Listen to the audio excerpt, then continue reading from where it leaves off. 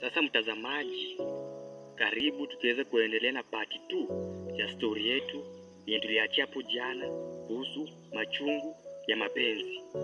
Nafikiri tuliachia penye yule msichana alisafiri kwenda chuo kabla hajakutana na huyo kijana. Sasa baada ya huyo msichana kusafiri kwenda chuo, akampigia kijana simu akamwambia yeye ashasafiri na ashaenda chuo, na kwa hivyo wangekutana mtaa mmoja kule Bungoma baada ya kufunga chuo. Wakakubaliana sababu hiyo kijana alikuwa na shida, yeye alikuwa shampenda, akakubali na yakaisha hivyo. So akakubaliana kuwa kufunga chuo watakutana mtaa mmoja pale Bungoma. Sasa wakawa wanaongea tu vivyo hivyo. Msichana alikuwa chuo, kijana alikuwa kwa, nimekwambia kijana alikuwa chuo lakini alikuwa anafanya side hustle. So alikuwa anaenda chuo akifanya kazi yake ya hustle.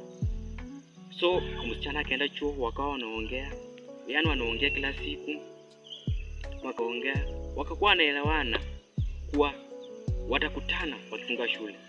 So shule ilipokuwa inakaribia kufungwa, kama mfano ameenda shule mwezi wa 4, so shule inabidi ifunge mwezi wa 8. So kufika mwezi wa 7 kitu tarehe 15 hapo wakawa wanaongea.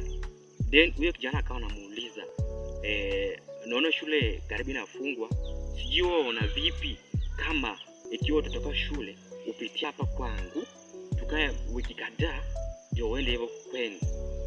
Huyo kijana akasema kupitia hapo kwa koso shida, lakini mimi hata mwenyewe nimetoka kuongea na babangu mzazi sasa hivi na akanieleza kuwa hata kuwa na transport ya kunitumia kukuja nyumbani mwezi wa 8. So ameniambia nitakaa huku chuo hadi Disemba.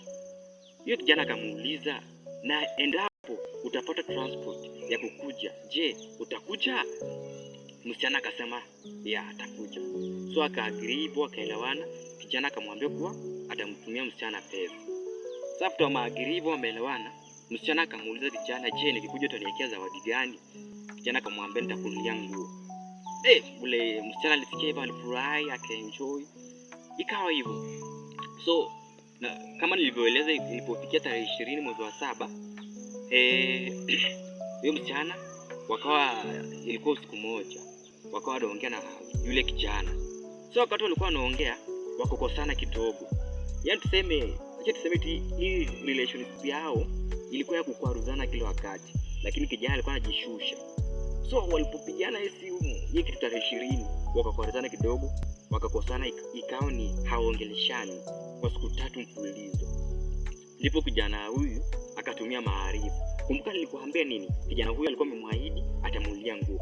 So siku ya 3 haongei, kijana huyu akampigia simu na akatumia mbinu kuwa amemulia hiyo nguo yenye alimwahidi. Na kumbuka hajanunua, yaani alimpigia simu kumdanganya amemnunulia ile msichana huyu arudi box yake. So after amempigia simu akamwambia amemnunulia, msichana huyu akafurahi, karudi box yake na wakawa wanaongea hapo kama kawaida. Lakini kumbuka hajafanya nini? Hajanunua nguo. Sasa siku ya funga shule ilipofika, yule kijana akajikakamua, akamuuliza the transport kutoka huko chuo penye msichana anasoma hadi huku kwa Bungoma how much. Msichana akasema ni ngapi? Ni 1600, lakini kuongeza na lunch ita cost 2200. Kijana akajikakamua, akafanya kila juhudi awezalo, akatuma 2000. Bila alituma 2000, sasa ilikuwa nataka msichana akuje kesho yake. Pigie kesho, kulikuwa na ila fulani hivi, yeye msichana hakuweza kuja. Yeye kijana kumuuliza kwani kuja, msichana akasema kuna changamoto kiasi nilipata, lakini ndakuja kesho yake. Sasa ilipofika kesho yake, hiyo msichana akakuwa off the whole day, kutoka asubuhi hadi saa 1 hapo off. Yaani hilo jambo lilimfanya huyo kijana akalia machozi ya uchungu. Ambapo huyo kijana alipokuwa akinieleza story yake pia nami nitamalilia.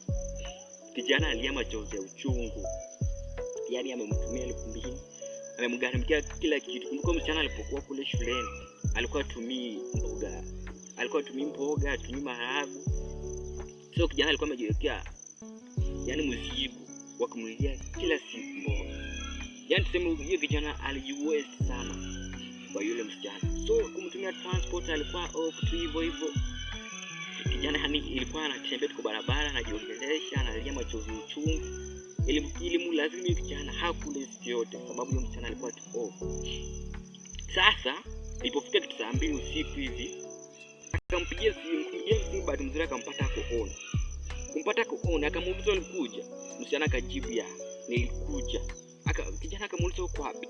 Akamjibu niko home. Najua msikilizaji utataka kujua nini kiliendelea baada ya hapo. Sasa tupatane hapa kesho kwa part 3 ambayo itakuwa the final part. Kawaida kumbuka kusubscribe pale YouTube. YouTube inajulikana kama Journalist Joe Kenya, Instagram Journalist Joe Kenya, Facebook Journalist Joe Kenya na TikTok Journalist Joe Kenya. Kumbuka kusubscribe na kunifuatilia kwenye mtandao wa kijamii na bila shaka Mungu atakubariki. Na tena na kuandalia vitu poa. Hivi karibuni nitakuletea part 1 ya hisia ya mapenzi. #ipo siku. Kwaheri.